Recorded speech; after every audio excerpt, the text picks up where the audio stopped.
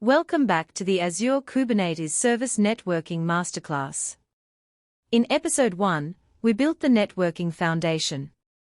In Episode 2, we opened the front door of the platform using ingress, load balancers, domain name system services, secure sockets layer certificates, application gateway, and ingress controllers. Our banking platform can now securely receive traffic from customers. Users can log in. Applications can be reached. Requests are flowing into the cluster. At this point, many organizations think their networking journey is complete. In reality, we are only halfway there. Because modern applications do not live in isolation. Every application depends on external services. Payment gateways. Identity providers. Credit bureaus. Fraud intelligence platforms. Third-party application programming interfaces. Cloud-native services. Monitoring endpoints.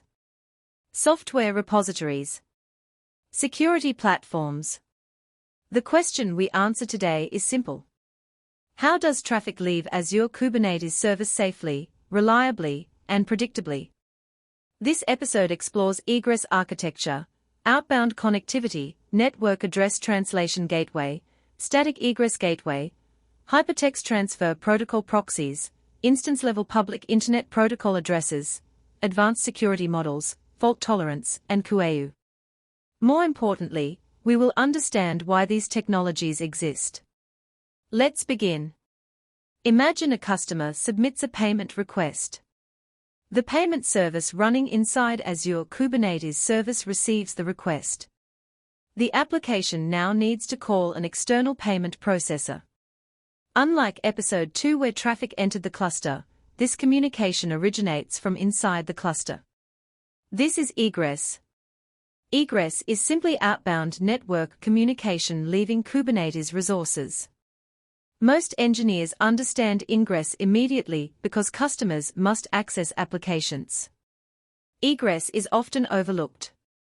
Unfortunately, many of the largest production outages occur because of poorly designed egress architectures. Let's understand why. Suppose our banking platform calls 10 external systems. Each system requires source Internet Protocol whitelisting. Each system has compliance rules.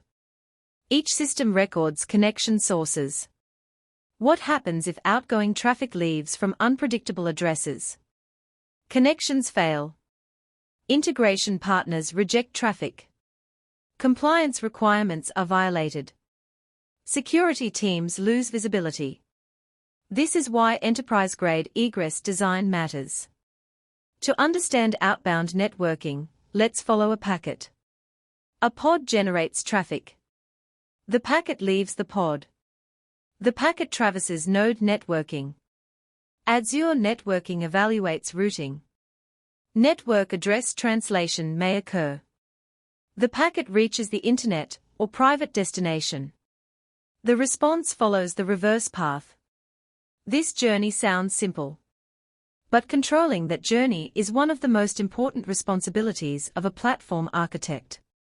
Let's begin with default outbound connectivity. Many Azure Kubernetes service clusters initially use default outbound behavior. Applications can access external destinations without extensive configuration. This simplicity helps teams move quickly during development. However, enterprises eventually encounter limitations. Security teams want traffic inspection. Partners want source address consistency. Auditors want visibility. Operations teams want centralized control. As the environment matures, outbound architecture becomes increasingly sophisticated. This brings us to one of the most important services in modern Azure networking. Network Address Translation Gateway, or NAT Gateway. To understand NAT Gateway, imagine a large office building. Thousands of employees work inside. However, visitors only see a few public entrances. Internally, there may be countless rooms. Externally, access appears controlled and predictable. NAT gateway works similarly. Thousands of pods may communicate externally. Instead of presenting thousands of internal addresses, outbound traffic appears from a controlled set of public addresses. Why is this valuable? Scalability, predictability, security, operational simplicity. Before NAT gateway, large Kubernetes environments occasionally encountered port exhaustion problems. As connection counts increased, outbound networking became constrained. Many architects did not discover the problem until production traffic reached significant scale. NAT gateway dramatically improves outbound scalability for high-volume workloads. Now let's discuss a practical banking example. Our platform communicates with a payment processor. The payment provider asks for whitelist addresses. They refuse connections from unknown sources. Without controlled egress, addressing may change unexpectedly. Every network change becomes a business event. With NAT gateway, the source identity remains predictable. The payment provider trusts specific addresses. Communication continues smoothly. This simple requirement alone justifies NAT gateway implementation in many organizations. Now let's examine static egress gateway. Many engineers initially think NAT gateway and static egress gateway solve identical problems. There is overlap, but the business motivation differs. Static egress gateway focuses heavily on outbound identity. Imagine regulators, payment providers, or external government systems requiring a single trusted outbound identity. Every request must originate from known and approved locations. The platform cannot tolerate randomness. Static egress gateway provides controlled and intentional outbound pathways. Think of it as giving your Kubernetes platform a carefully managed passport when interacting with external parties. One of the most important lessons from large enterprise environments is this. Design outbound identity before onboarding external integrations. Not afterward. The earlier outbound identity is defined, the fewer architectural changes become necessary later. Now let's discuss a topic that surprises many engineers. Instance-level public Internet Protocol addresses. At first glance, the idea sounds attractive. Why not simply assign public addresses directly to nodes? Traffic routing becomes straightforward. Visibility appears simple. However, architecture is always about trade-offs. Direct node exposure increases management responsibility. Security boundaries become more important. Governance becomes more complex. Attack surfaces may increase. So when should instance-level public Internet Protocol addresses be considered? Specialized edge workloads. Unique routing requirements. Scenarios requiring direct node exposure. Applications that truly require node-level connectivity. For most enterprise workloads, centralized ingress and egress architectures usually provide cleaner governance and simpler operations. A useful architect rule is this. If you are considering instance-level public addressing, first ask whether a load balancer, gateway, or managed connectivity pattern could solve the same problem more elegantly.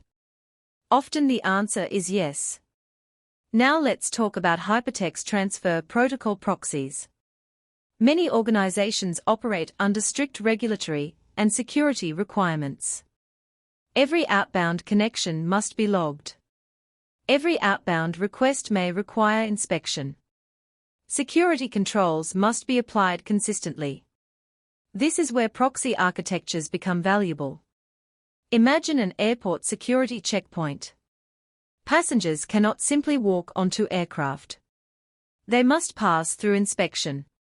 A proxy performs a similar role for network communication. Traffic routes through a controlled inspection point.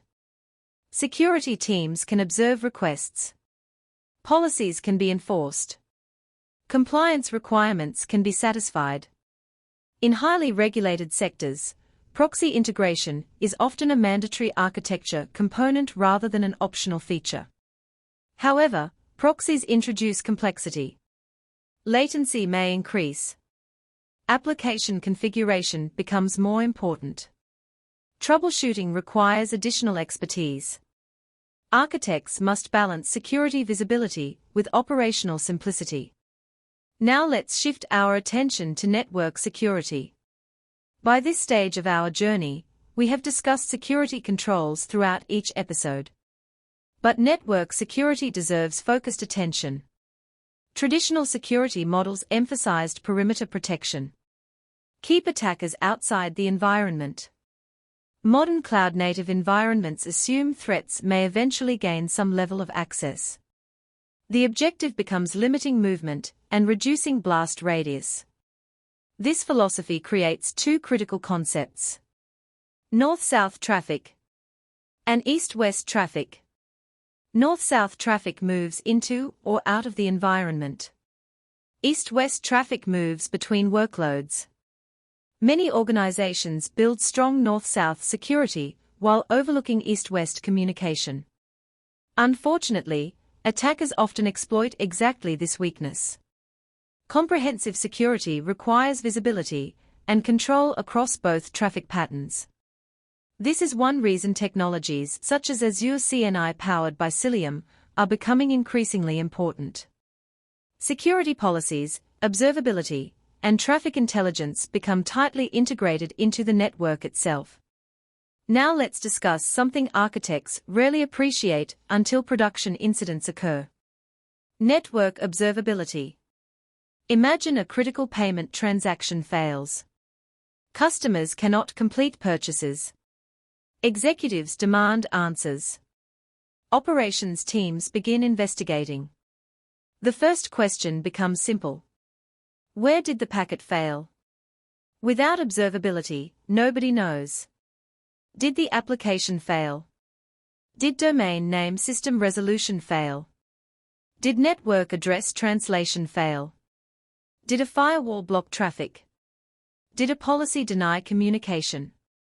Did routing break? Observability transforms troubleshooting from guessing into engineering. The most mature platform teams invest heavily in network visibility before major incidents occur. They understand that diagnosing outages quickly is as important as preventing them. Now let's discuss fault tolerance.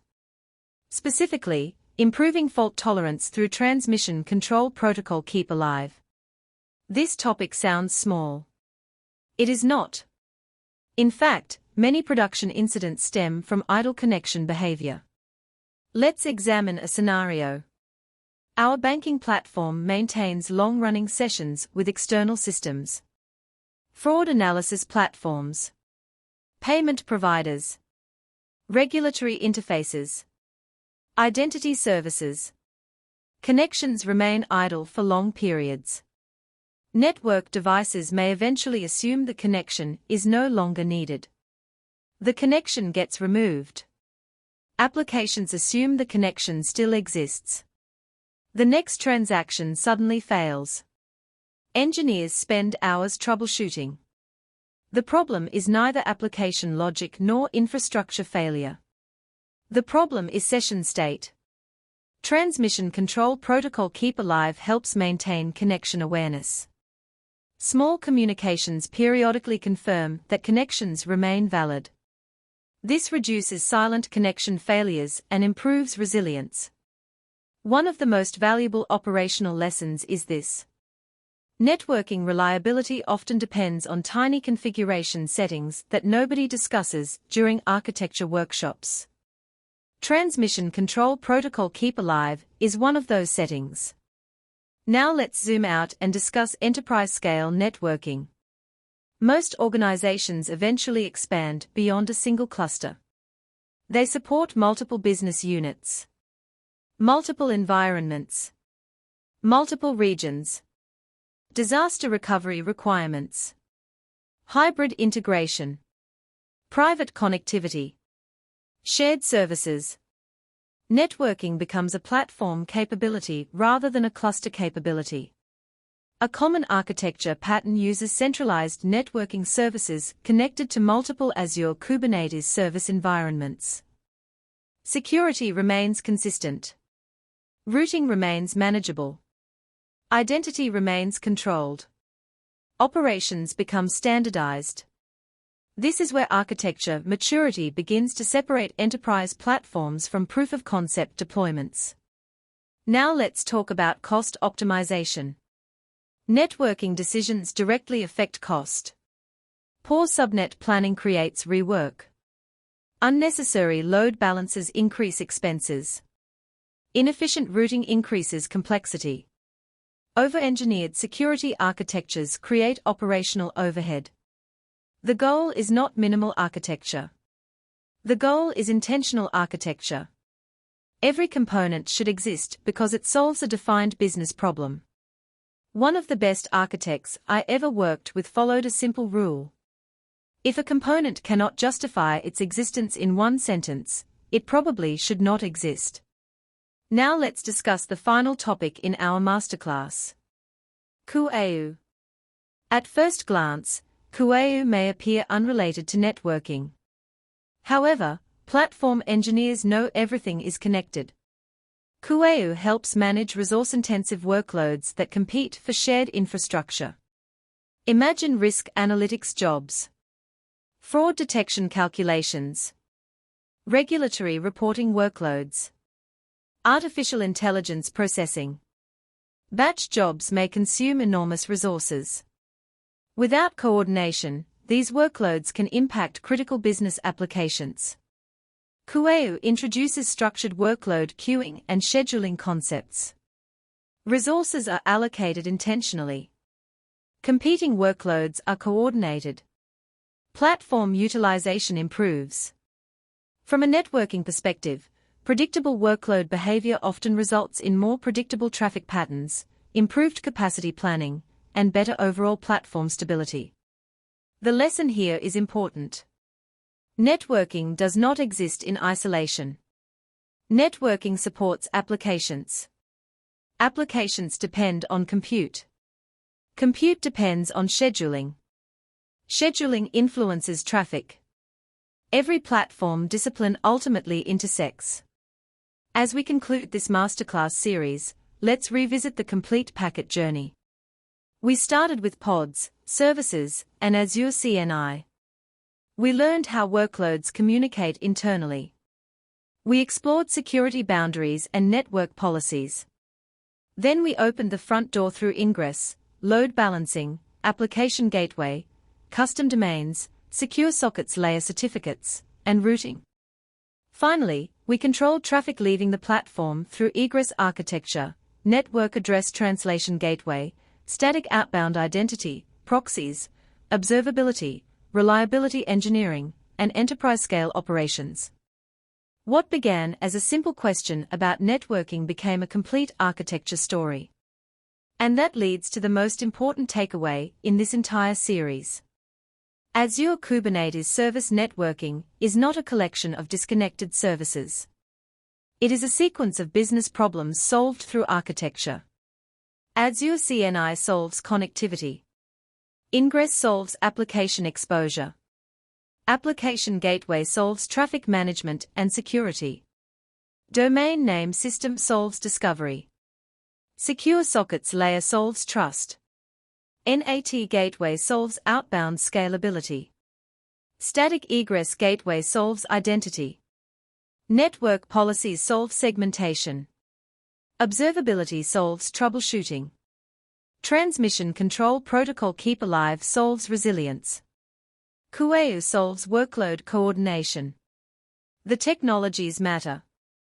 But understanding the problem each technology solves matters even more. Because great engineers learn services. Great architects learn systems. And great platform architects understand the complete journey of every packet, from the customer browser, through Azure, through Kubernetes, through applications, and back again. That understanding is what transforms infrastructure into a reliable, secure, scalable cloud platform. Thank you for joining this Azure Kubernetes Service Networking Masterclass. And remember, whenever you encounter a new networking service, don't begin by asking how it works. Begin by asking why it exists. The answer to that question usually reveals the architecture.